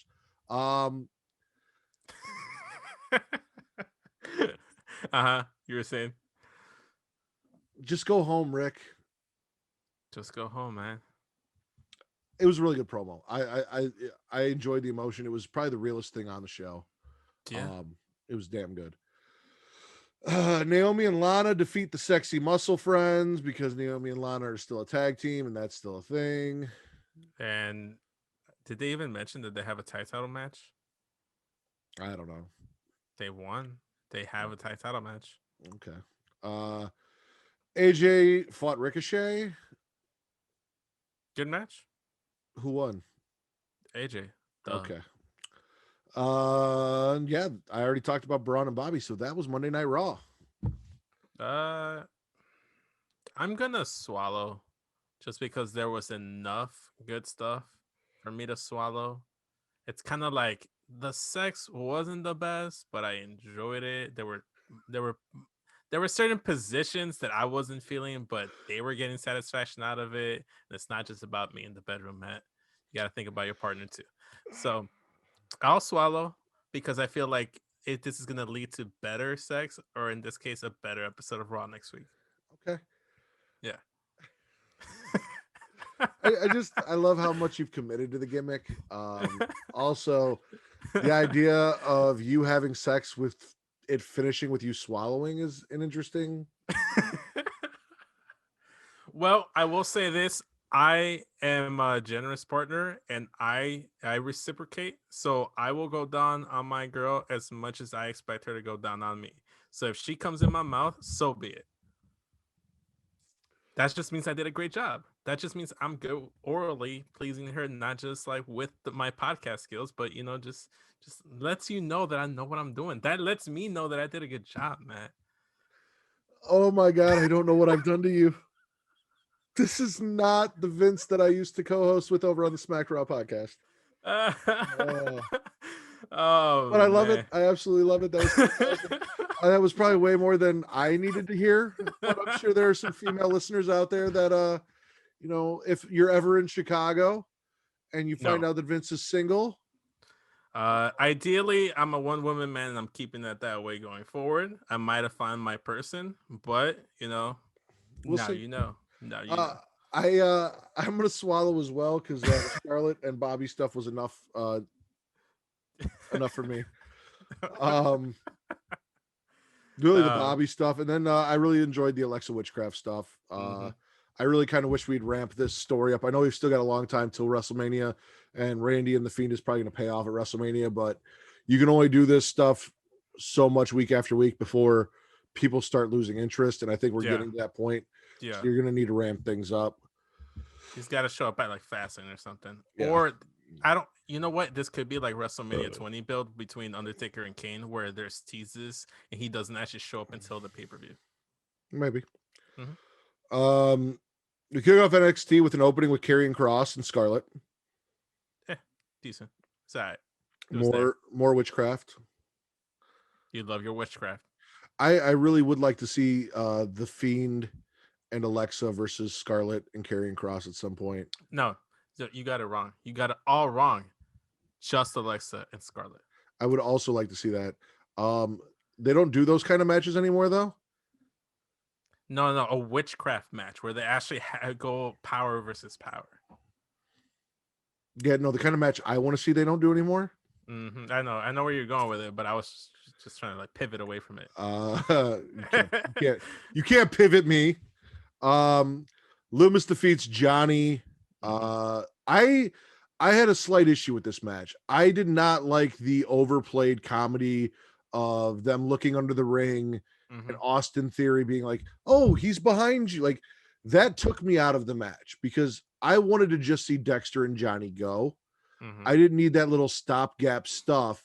Though I will say I could see Indy on the side talking about how hot she thought that I loved Loomis was, and the aftermatch stuff like that I'm fine with. Like keep the way shit outside of the match, keep it backstage segments, promos at the Gargano house. I'm perfectly fine with that. Do not interrupt my match for this hokey bullshit. I don't need it. I will say that it didn't take me completely out of the match, but I feel like I would have been more invested in it if it was just a straight up match between the two competitors. Yeah. But yeah, no, Indy and so at the end of the match, Austin had the chance to hit Dexter Loomis with a chair and refused. Johnny was not happy about this. There was a lot of talk about like Austin said that Dexter Loomis is just a misunderstood dude. And apparently they had a fun time and ate cereal and did things. And Johnny's like, he fucking kidnapped you. Yeah, exactly. He chloroformed you and kidnapped you. And he's like, oh, he's just, he's just a misunderstood dude. And he's like, I don't know. He's kind of hot. And like, I'm actually all for an Indy Hartwell, Dexter Loomis love story. Like I'm about that. I can feel that. So what's the term? Stockholm syndrome? Yes, Stockholm syndrome. Maybe that's what this is. Well, it would be for Austin. Indy, that's a different story. She was not kidnapped. She's just that we know entranced. That we know of. I would watch Indy put the lotion on his skin all day long. Actually, Indy's kind of doing it for me lately. The change in her character, like she's looking good. I'm about it. We got William Regal looking for Escobar. He wants to know as soon as Santos gets to the arena. We had an MSK promo. They get jumped by grizzled young veterans. One of them gets their hand smashed, so they will now not be able to compete next week in their tag team title match. I think it was Nash Carter that got injured. I think he has I think it might be a legit injury. Yeah, it's probably a legit injury, and now they had to pivot. And unlike me, who is unpivotable, Vince, they made that pivot. So they will not be able to compete. So maybe we'll get grizzled young veterans in that title match next week. Maybe. And if we do, I would not be surprised if GYV won it so that MSK could beat them for it later on. Yeah, I'm so for that. I think it makes all the sense in the world. Nothing against Lorcan and Birch, but they're just transitional champions. They're just meh for me. They're the true definition of mid at best. They're not superstars. They do not have the personality to be superstars. But they're Dean Malenko. And I will say this, I'm glad they got a title run. I am glad that they were rewarded for the hard work that they put in, but they're not the guys that I see carrying the titles as the face of the company. Grizzled young veterans are far more superstars and less straight up traditional wrestlers that you can have cut promos, that you can have main event matches for tag titles. And I will say this, Grizzled young veterans are very versatile. They can wrestle just about any style you need them to wrestle. I mean, they're terrible at naming things, but other than that, they're pretty damn good. Then we got Malcolm Bivens, who is apparently picking all of Tyler Rust's opponents from the infirmary. Like, oh, you got cleared to wrestle? Cool. Real quick. Malcolm Bivens. No, Malcolm Bivens is good. I just don't give a fuck about Rust. No, I don't. And apparently neither does Swerve, because Swerve just wrecks Leon Ruff in this match before it even gets started. And then Bivens declares Rust the winner. Yeah. I mean, I did see that maybe you could see Swerve align with Rust and Bivens, but I actually would like Bivens to just cut like Rust loose completely, yeah. and just pair up with Swerve. I feel like Swerve's a great guy, and then you put a good mouthpiece with him, a great mic guy in Bivens. Bivens and Swerve would be amazing together. If they went with it, yes, they could. Swerve says he's sick of Leon Ruff getting his opportunities, and that's why he attacked him. Zoe Stark loses to Io Shirai in a fucking banger of a match. This is Zoe Stark's. It's not her debut, but they called it her debut. Because now she's, I guess, officially. However they want to do it, she's out here against the women's champion, and she took Io to her limit and gave Io all she could handle. Yeah, I will say that she still feels like generic wrestler number 3 to me. It's her gear. She can go. It's her gear and her entrance. She has nothing unique about her. Yes, there is. I agree 100%. When she made her entrance, when she came down, the way she looked like she was coming down for a squash match. She did not look like she was coming down with any sort of personality or character behind her. Yeah. So now that we've seen this, that's definitely something we need to get figured out, is some new gear for Zoe, something that represents who she's going to be, something that makes her definable, and maybe an entrance song where you hear that song and you know that's her. Like with Io, like you hear like the doom doom doom, and you know it's Io. Yeah. So I don't know. She needs something. Post match. Oh, go ahead. But she's solid in the ring. She's absolutely. Got it. In ring wise, she's got it all. And shout out to Young Kings Wrestling. I believe they said she is from Las Vegas. So Vegas native, I think. One of their girls. TC specifically. He's the Vegas guy. Exactly. Well, TC and Malik. Malik's from Vegas too? I believe so. I don't know. I just assumed he was East Coast, just like Reek. I'm pretty sure he's out in Vegas too. Tony calls out Io post match, basically says, "You didn't beat me. You can't beat me. That's why you pinned Mercedes. Prove me wrong. Go to William Regal and make the match." And Io's like, "I will fight you." And Tony's like, "Okay, prove it. Go get the match made." And I kind of love that. Like, I'm not going to ask you for a match. You can't beat me. If you're really champion and you can prove it, you really want to prove that you're champion, then prove to me that you want to beat me, and you go get the match made, champ. Tony Storm is going to have a Samoa Joe run where she gets the title, drops it right back to Io or someone else, and goes straight to main roster because she's money. Because Samoa Joe, people forget, he was in there. He beat Shinsuke for the title, lost it to Shinsuke, won it again, but then dropped it once. He beat Finn for the title, dropped it to Shinsuke, beat Shinsuke for it. Then he went back up. And I think that's what's going to happen with Tony. I think she's going to win this title and then go straight to main roster. She's only going to be there for a couple more months. They need to stop pulling people up. Main roster is already so full as it is, and you're not utilizing the people you have. Stop stripping NXT of their talent. What if they send people back down? Like what? Like with but they're only doing that with one or two. Like they did it with Breezango and they did it with Finn Balor, but they're not, and Ember Moon. But they're not doing it on a consistent basis. Well, what if they start doing it? Would you be okay with that? It depends on who they send down. Nikki Cross.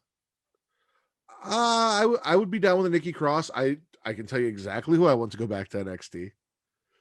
Who? Aleister Black. We're talking about the women division. Well, I'm just saying, in general, sending people back down that you're not utilizing. Yeah, I mean, Lucha House Party is done in the NXT. Imagine Aleister Black versus Finn Balor for the NXT title. Aleister Black versus Karrion Kross. Aleister Black versus Dexter Lumis. Aleister Black versus Pete Dunne. Aleister Black versus Pete Dunne. All of Aleister Black's great matches, since you're not going to use them on the main roster, are down in NXT. So go make that shit happen. For sure. Cameron motherfucking Grimes, dude, spends the entire show trying to replicate the $1 Million Man's dribble the basketball challenge. He doesn't watch the whole video through, so he doesn't see that at the end he kicks the ball away from the kid. So he just tells this guy, "All right, you can't dribble the ball 10 times, $1,000. And he watches the guy do it, and he's all confused. And the guy's like, "Hey, you didn't finish the video, blah, blah, blah."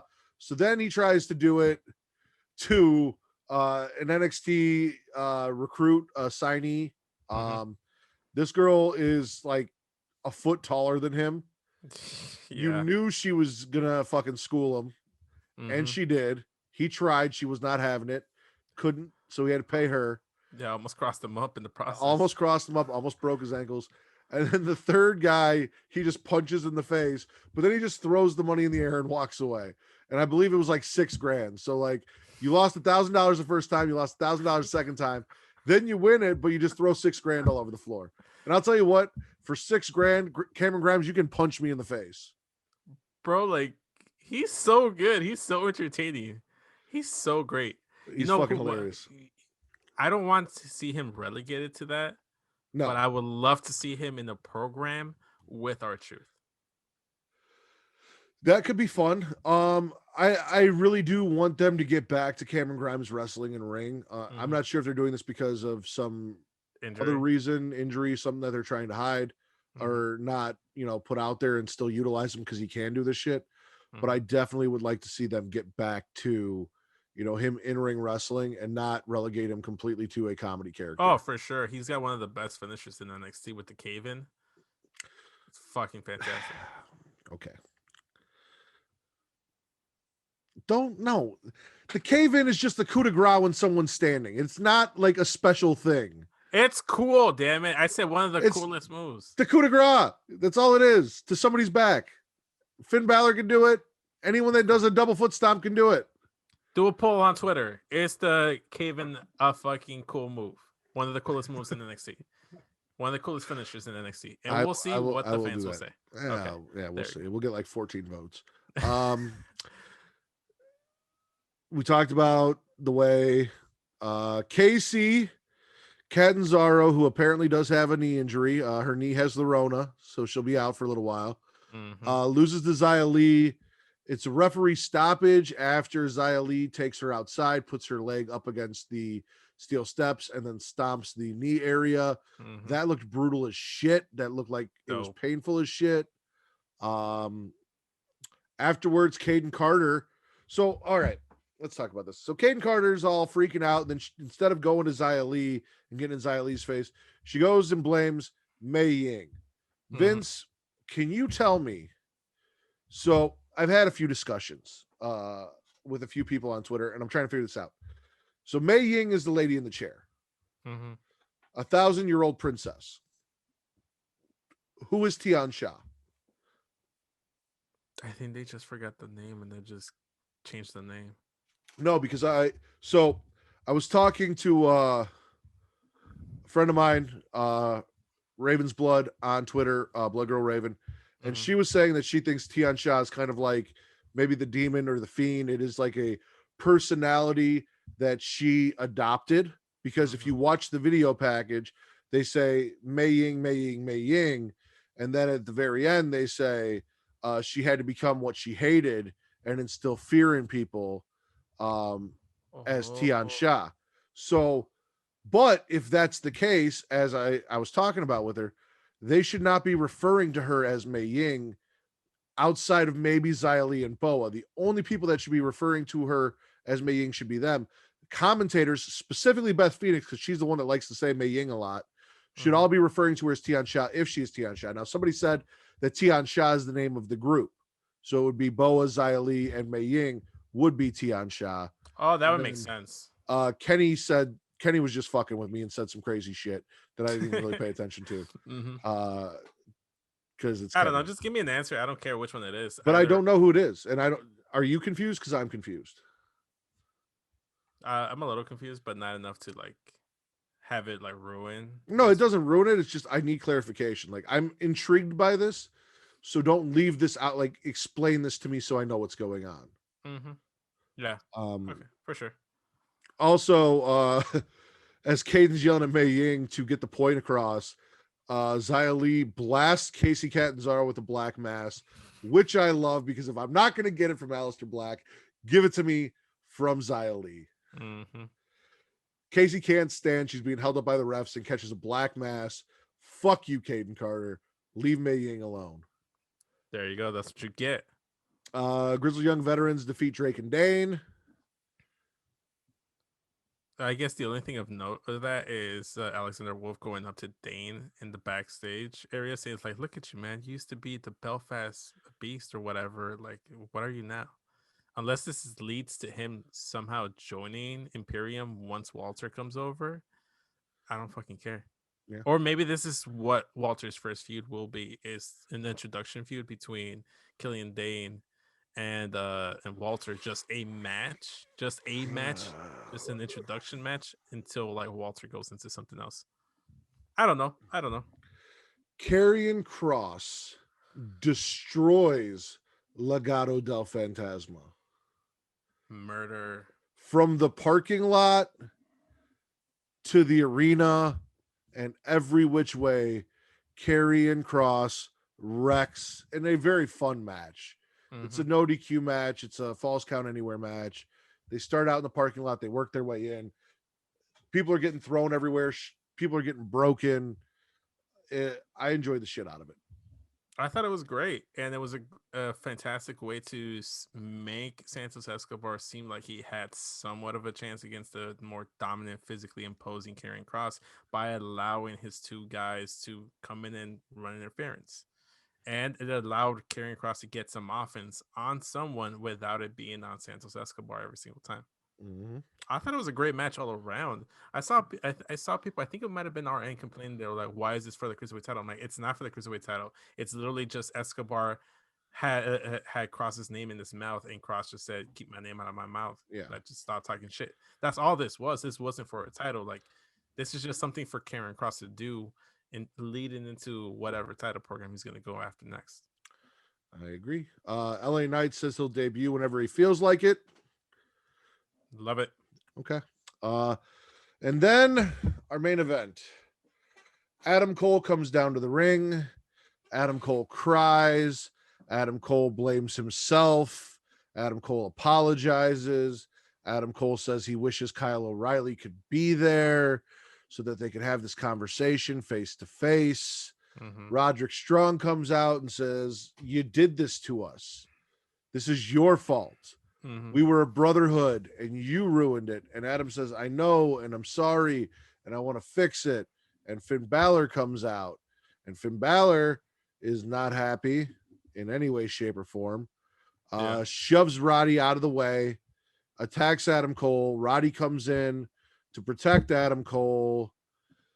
I think the only messy part for me was when Finn got introduced here, and they kind of like tossed him to the side to play off the final segment, the final angle, where they're both like very emotional. It's like, "You're my brother, Adam. I love you." And then he goes ahead and low blows Roderick Strong. Well, no, hold on. Roddy hit Adam first. Oh, he did. He clotheslined him. Yeah. And Roddy blasted Adam, and then Adam's on his knees, and he's, "I'm sorry. And Roddy's like, "You're my brother. I love you." And then they hug. And then Adam Cole hits him with a low blow and calls him stupid. I loved the little subtle touch of him grabbing the Undisputed Era tag from Roddy, stripping it off and saying, "I was always Undisputed Era." He also super kicked Roddy in the face after the low blow. Yeah, afterwards. I thought it was perfect. I think at one point it's like someone made like a comparison. There was like a sound, like a snippet where like they had like the closed captioning and it said, "I'm sorry, I love you." And then people made reference to like the Marty Jannetty, Shawn Michaels thing, because people love to compare Shawn Michaels and Adam Cole just because. And people love to compare Marty Jannetty to everyone. Everyone that is not who they think is the standout guy is the Marty Jannetty. That is, Marty Jannetty is more famous for not being an important person than he is for anything he did in wrestling outside of now murdering people. Yeah. Allegedly. Let's not talk about that. That's a podcast for another day. But I thought the segment was good. The only gripe I have is that it felt like they shoved and like Finn to the side just to tell this story. I didn't really like that. I kind of wish that Finn kind of tried to come in and try to get some revenge. I don't know. Maybe they'll make it up for it next week on NXT. Finn comes out and calls out Adam Cole, and we get some kind of story here. But I thought it was good. I liked it. I did not like it. It wasn't executed the best. I will say that the end result I liked. I didn't like the actual execution of it. apparently, I don't know if it's legit or not, but Kyle O'Reilly is going to be gone for 4 to 6 weeks. So it makes sense for them in the intermediate for them to do Roddy versus Adam until they can do Kyle versus Adam. I will agree with that. The part I didn't like was Adam Cole pleading for forgiveness to Kyle O'Reilly, who couldn't be there. Mm-hmm. I would have much rather had heel Adam Cole come out and just be heel Adam Cole and have Roddy come out and try and, what are you doing? We're family, we're brothers. Finn Balor gets the mix. They do the same thing. Mm-hmm. Roddy clotheslines him. Adam apologizes. They do the hug and then the low blow. Where you think, okay, maybe he's getting through to him. Yeah, that would have been better. I didn't really enjoy the whole Adam pretending to still be a babyface after all he's done. To just go back and be like, oh, I tricked you, but you didn't really because I knew you were full of shit. Yeah, I think it was that. I think they were trying to give us or give the fans one final swerve, but we all saw it coming. Yeah, I didn't feel it. So yeah. NXT spit or swallow. Yeah, I'll swallow. I thought that was a lot of good here. I agree. Outside of my gripe about the ending and not being a big fan of the ending, I'm gonna swallow as well. As you said, there was a lot of good here. Best show of the week. I think this was closer than most weeks, but slight edge to NXT. I think you can make a case. I will say every show was good. Mm-hmm. I'd say for me, the worst show was actually SmackDown this week.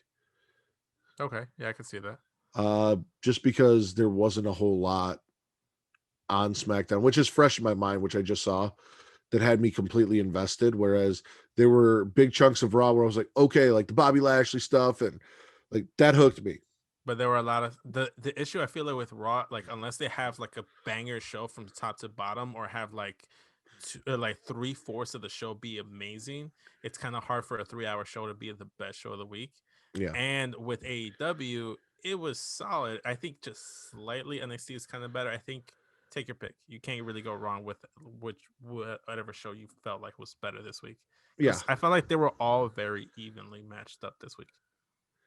I agree. Though NXT from top to bottom, there was nothing I skipped, nothing I was like, I'm not interested or entertained. They didn't lose me. Whereas, like I said, AEW, I fast forwarded through a couple matches.